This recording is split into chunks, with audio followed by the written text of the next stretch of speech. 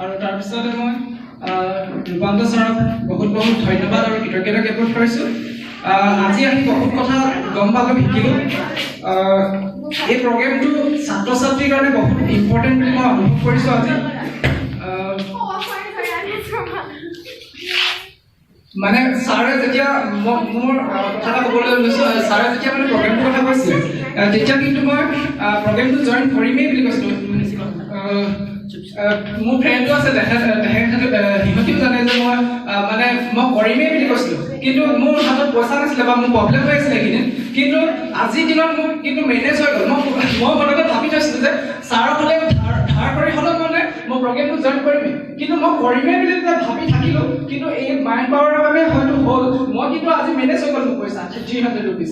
মোৰ তেখেতসকলে জানে মই কৈছিলোঁ যে ছাৰে যেতিয়া কৈছিলে মই কৰিমেই বুলি কৈছিলোঁ, তহঁতি লাগিলে কৰ নকৰ, মই কৰিমেই বুলি কৈছিলোঁ। কিন্তু আজি সেই প্ৰগ্ৰেমটো মই কৰিবলৈ সুবিধা পালোঁ। বহুত ভাল লাগিলে। ছাত্ৰ ছাত্ৰীৰ কাৰণে এই প্ৰগ্ৰেমটো বহুত গুৰুত্বপূৰ্ণ বুলি মই ভাবোঁ আৰু সকলোৱে এই প্ৰগ্ৰেমত জইন কৰিব লাগে।